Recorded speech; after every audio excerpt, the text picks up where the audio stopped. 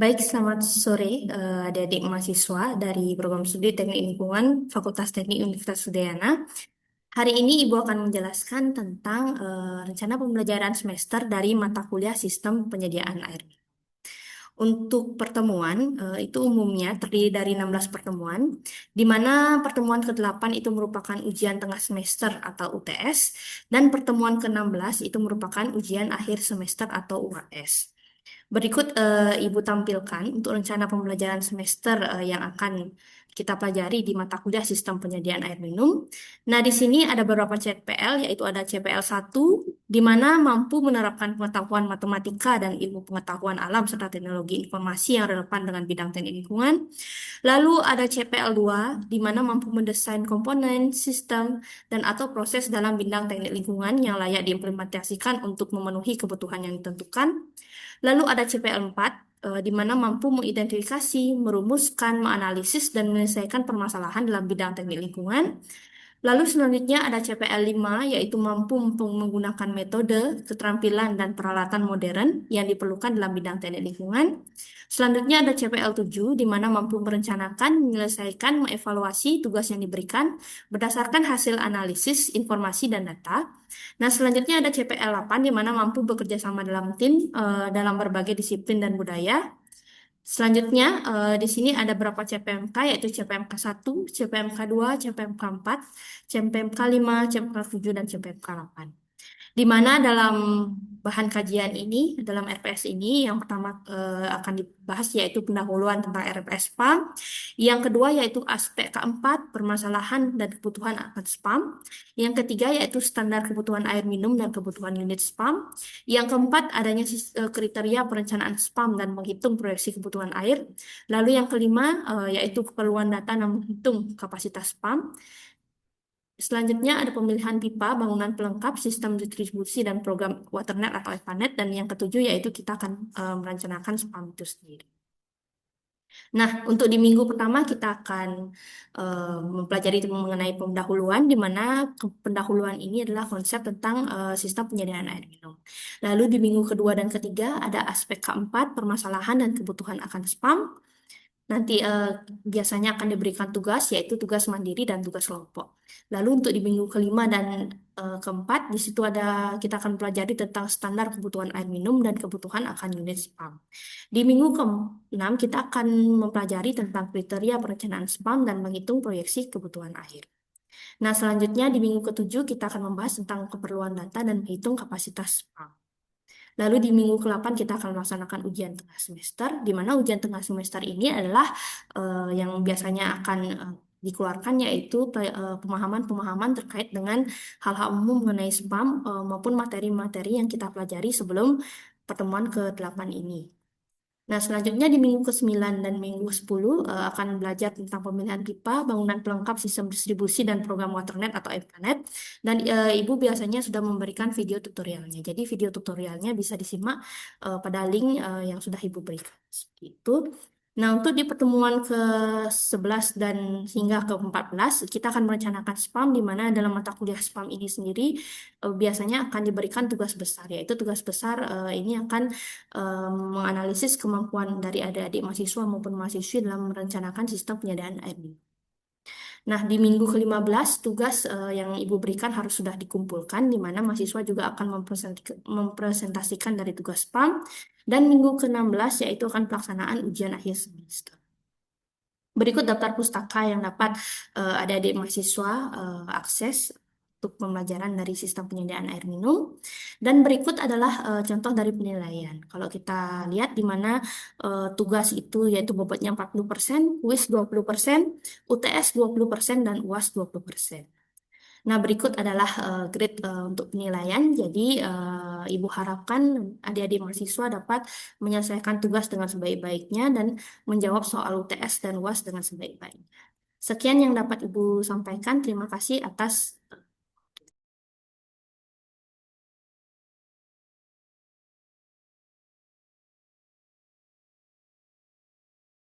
adik-adik dari program studi Teknik Lingkungan Universitas Udayana. Sesuai dengan pembahasan kita sebelumnya, Hari ini Ibu akan mempraktekkan bagaimana kita akan membuat suatu pemodelan perpipaan pada program EPANET 2.2. Jadi di sini Ibu sudah menyusun untuk contoh soal yang akan kita buat, jadi seperti ini. Nah, jadi di sini ada suatu gambar perpipaan meliputi reservoir, node maupun pipanya. Ya, sudah dikodekan dengan angka maupun dengan huruf alfabet. Jadi di sini perintah soalnya yaitu buatlah jaringan perpipaan di bawah ini dengan mempergunakan program EPANET. Jadi di sini nodenya ada node untuk reservoir, ada node 1, 2, 3, 4, 5, dan 6 dengan keterangan data seperti berikut. Jadi ada elevasinya dalam bentuk meter dan ada demand-nya yaitu dalam bentuk liter per detik. Sedangkan untuk pipanya, Ibu sudah simbolkan dengan huruf yaitu A, B, C, D, E, dan F, di mana di sini sudah diisi dengan keterangan panjang pipa berapa dan untuk diameternya berapa. Jadi di sini jenis pipa yang kita gunakan yaitu PVC, untuk koefisien Hazen-Williams yaitu 130, untuk tinggi air di atas reservoir yaitu 2 meter, dan untuk total headnya karena dia elevasi reservoir berada pada elevasi 320 meter ditambah dengan tinggi air di atas reservoir yaitu 2 meter, jadi total headnya yaitu 322 meter. Jadi seperti ini datanya, bisa adik-adik lihat. Nah, untuk selanjutnya dengan ketentuan kecepatan di pipa yaitu 0,2 sampai 2 meter per detik. Nah, di sini perintahnya yaitu lakukan simulasi. Cek apakah simulasi berhasil atau belum berhasil. Jadi nanti jika belum berhasil, cek kembali diameter pipanya. Oke, jadi kita menggambar dulu pada program EPANET. Ini. Nah, kita buka program EPANET-nya terlebih dahulu. Nah, sebelum kita mulai untuk menggambar node reservoir, jadi kita lihat dulu satuannya. Jadi di sini sudah jelas satuannya masih berbentuk GPM. Jadi kita akan sesuaikan dengan satuan yang umumnya digunakan di Indonesia yaitu LPS, yaitu liter per second. Jadi untuk mengedit satuan, kita bisa klik pada kolom project, pada kolom defaults. Nah, pada hidrolik kita ubah flow unitnya dari GPM, kita klik saja menjadi LPS. Nah, untuk Hash loss formulanya dia tetap yaitu Hazen-Williams. Untuk spesifik gravity-nya yaitu 1 karena air, untuk relative viscosity-nya yaitu juga 1, untuk maximum trials 40, akurasi tetap, untuk if unbalanced continue, dan untuk default datanya juga 1 ya. Jadi kita cek dulu. Oke. Kita sekarang masuk ke kolom properties. Jadi untuk node elevation-nya kita biarkan saja seperti ini terlebih dahulu. Ya, jadi untuk pipa roughness-nya kita pakai 130 ya. Karena tadi koefisien Hazen-Williams-nya ditentukan 130. Jadi kita klik 130, ID label. Ya, kita klik OK dulu. Dah. Nah, jadi bisa kita lihat dari satuan GPM berubah menjadi LPS. Nah, selanjutnya kita akan mengecek dulu ya untuk setting-settingannya. Jadi apabila kita ingin menampilkan arah aliran, untuk menampilkan keterangan-keterangan, jadi kita bisa tampilkan itu dengan cara klik view option. Kita pilih option. Nah, selanjutnya pada nodes ya kita bisa atur ya berapa ukurannya. Kalau misalnya segini dirasa sudah cukup ya tidak apa-apa, kita tidak usah edit. Jadi pada pilihan notation kita pilih. Jadi ada yang namanya display node ID, kita centang. Node values-nya kita juga centang. Link ID dan link values. Seperti itu. Nah, setelah selesai jadi kita bisa klik OK. Nah, klik OK. Sekarang kita akan masuk untuk menggambar suatu jaringan perpipaan. Ini kita mulai gambar ya. Kita sesuaikan dengan jenis soalnya. Gambarnya seperti ini. Nah, ada reservoir, ada node-nya seperti ini ya. Jadi kita buat gambar ini saja seperti dahulu. Oke, kita buat untuk yang terlebih dahulu kita bisa letakkan node ataupun reservoirnya. Jadi kalau untuk meletakkan node kita pilih add junction ya, ini junction, add junction, kita gambar saja, klik 1, oke, 2, 3,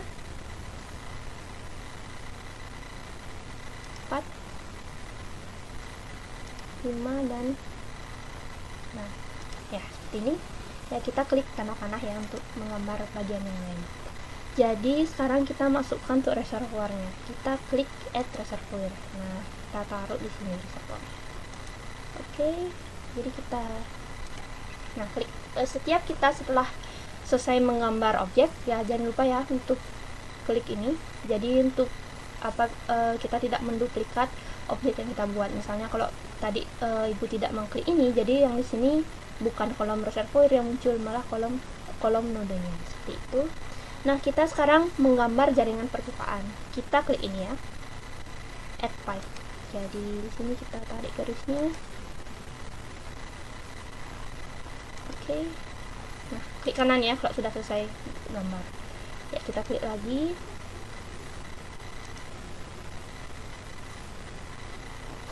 Baik, klik kanan. Ya, kita klik lagi untuk menggambar pipa. Nah, lagi kita gambar lagi ya, lakukan secara berulang-ulang, tapi ini tentunya membutuhkan ketelitian ya. Ya, jadi untuk menggambar jaringan perpipaan itu membutuhkan suatu ketelitian. Oke, kita klik lagi untuk menggambar jaringan pipa yang terakhir. Oke, baik, sudah ya, sudah selesai. Jadi kita cek ya gambar yang kita sudah buat di gambar kerja dengan contoh soalnya, apakah sudah mirip ya, sudah mengikuti pola ya. Nah, sekarang kita masuk untuk memasuki data yang ada di gambar kerja ini. Jadi kalau untuk kita mengedit data reservoir ya, kita klik 2 kali aja kali ini. Nah, nanti dia akan muncul reservoir ID-nya itu. Ya, untuk reservoir ID ya tidak apa-apalah yang nggak diedit. Kalaupun diedit juga boleh, misalnya kita edit untuk 1 itu. Nah, untuk total head, oke, untuk total head kita masukkan ya, berapa jadi total headnya, 322. Oke, kita masukkan di sini 322. Nanti langsung di close aja. Oke, kita cek apakah sudah masuk datanya. Oke, sudah masuk datanya ya, itu. Nah, kita sekarang masuk untuk memasukkan data pada masing-masing node. Jadi sini ada node 1, 2, 3, 4, 5, dan 6. Jadi kita klik 2 kali pada kolom node. Nah, junction ID 1. Kita masukkan ya tadi elevasinya sesuai soal berapa? 303. Oke. Sini elevasinya 300. Kita klik. Kita isikan 3 dimensional. Oke, kita close. Kalau sudah, kita lanjut dengan pengisian data selanjutnya ya, disesuaikan dengan soal yang ada. Ini kita masukkan datanya. Oke, untuk elevation selanjutnya itu 290, base dimennya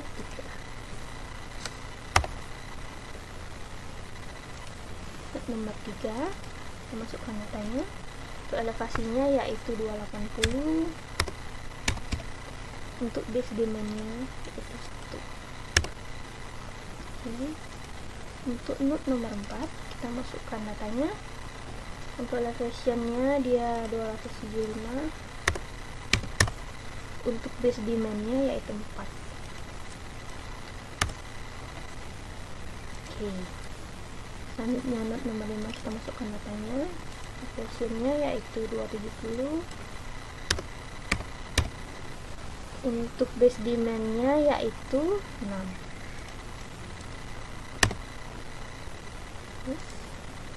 Selanjutnya untuk nomor 6, node nomor 6, elevationnya yaitu 270, base dimennya 5. Oke, sip. Kita cek lagi. Oke, sudah masuk datanya ya. Coba lihat reservoirnya.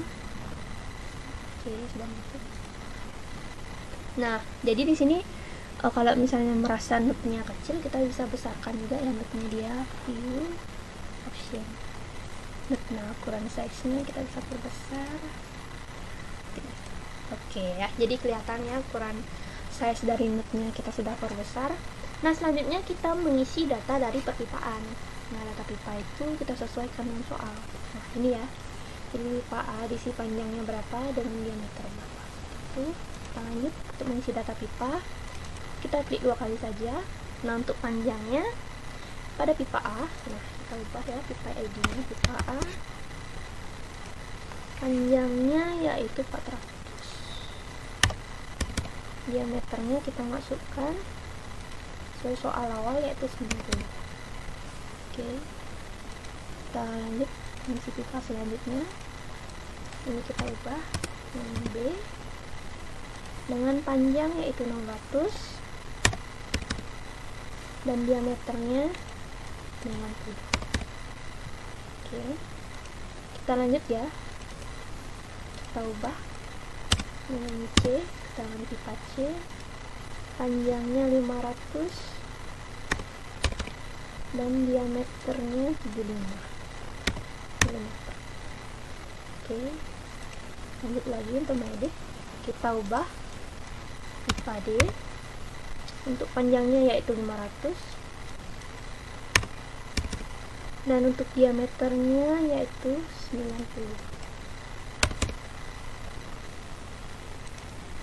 Kita edit selanjutnya pipa E untuk panjangnya yaitu 600 cm dan untuk diameternya yaitu 90 cm.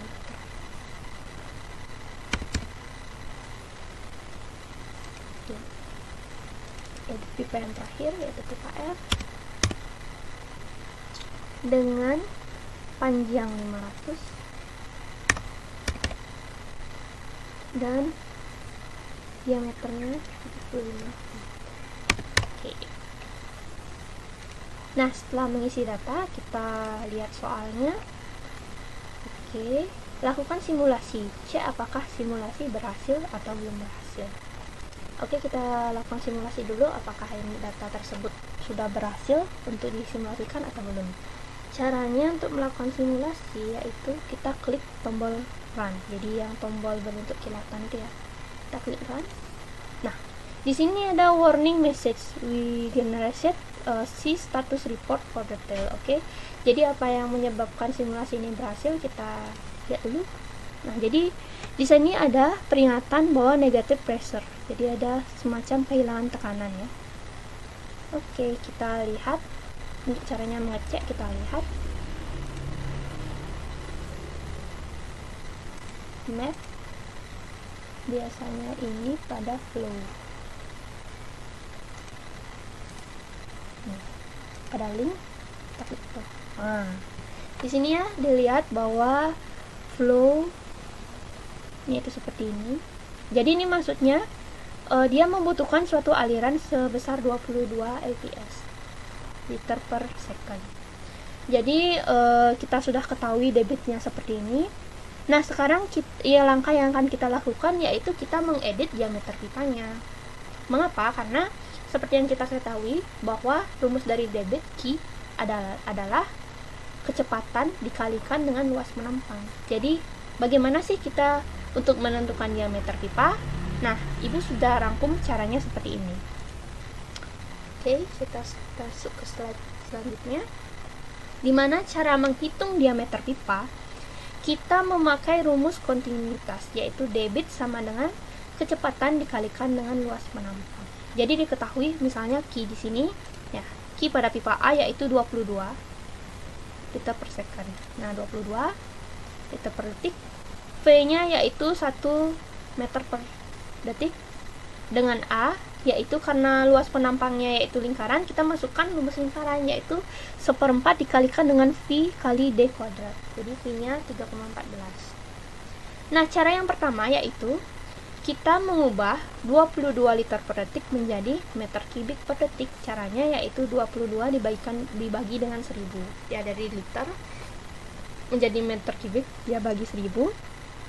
Jadinya 0,022 meter kubik per detik. Nah, untuk A-nya itu sendiri jadinya 0,22 dibagi dengan 1 yaitu 0,02 meter kubik per detik. Seperti itu. Nah, untuk kita mencari diameternya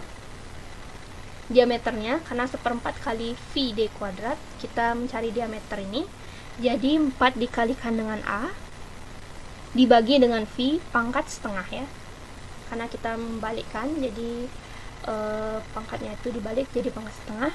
Nah, didapatkan hasil bahwa 4 dikalikan dengan 0,02 dibagi 3,14 pangkat setengah, dia hasilnya 0,167 meter. Jadi 0,167 meter kita konversikan dalam bentuk milimeter, dikalikan 1000 jadinya 167 mm. Kita bulatkan menjadi 170 mm.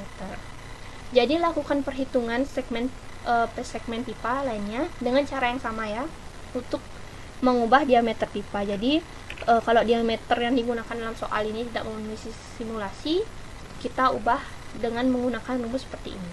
Oke.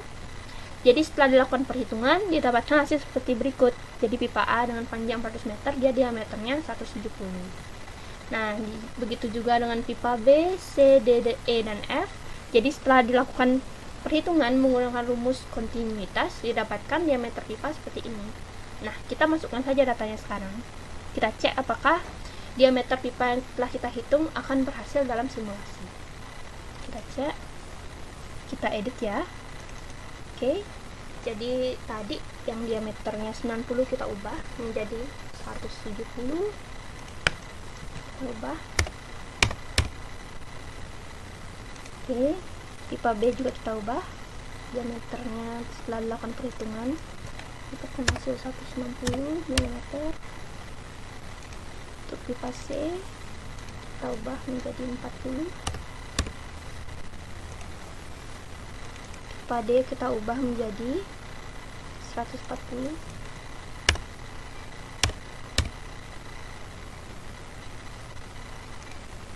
Pipa E kita ubah 120. Dan pipa F kita ubah menjadi 80 ya, disesuaikan dengan perhitungan dari menggunakan rumus kontinuitas. Oke, kita sudah ubah semuanya. Kita lakukan simulasi ulang apakah berhasil. Oke, di sini ya ada run statusnya run was successful. Jadi sudah dikatakan bahwa simulasi ini berhasil. Jadi apabila kita mendapatkan suatu data, diketahui data diameter, panjang pipa berapa, diameter berapa. Apabila data tersebut tidak berhasil untuk dilakukan simulasi, maka kita dapat mengecek ulang kembali diameternya. Jadi itu merupakan faktor yang penting ya, karena kalau kita sudah memasukkan data, biasanya di program EPANET sendiri akan diketahui berapa debit yang dibutuhkan, berapa debit yang ada pada suatu aliran pipa tersebut. Jadi kita bisa cek langsung pada aplikasi EPANET. Jadi di sini sudah dikatakan run was successful. Jadi oke. Nah, kita lihat keterangannya, datanya. Jadi di sini ketentuannya kecepatan di pipa 0,2 sampai 2 meter per detik. Jadi kita cek untuk kecepatannya. Jadi di link sini kita klik velocity. Nah, apakah sudah memenuhi? Oke, baik. Sudah memenuhi ya dari ketentuannya, yaitu kecepatan di pipa 0,2 sampai 2 meter per detik. Oke. Sini rata-rata dari 0,8 sampai 1. Jadi sudah dikatakan simulasi itu berhasil dan sudah memenuhi ketentuan dari kecepatan pipa yang diinginkan. Itu. Nah, baik, sekian untuk simulasi penggunaan program EPANET. Jadi ini merupakan baru simulasi dasar ya untuk pengaplikasian secara sederhana. Jadi kita sudah mengetahui bagaimana cara menghitung diameter pipa apabila terdapat kesalahan dalam simulasi. Nah, untuk simulasi selanjutnya nanti kita akan bahas mengenai bagaimana misalnya kita memasukkan data time series ya. Jadi nanti ada grafik pemakaian air dan sebagainya. Jadi sekian dulu simulasi yang sudah Ibu sampaikan. Sekian dan terima kasih.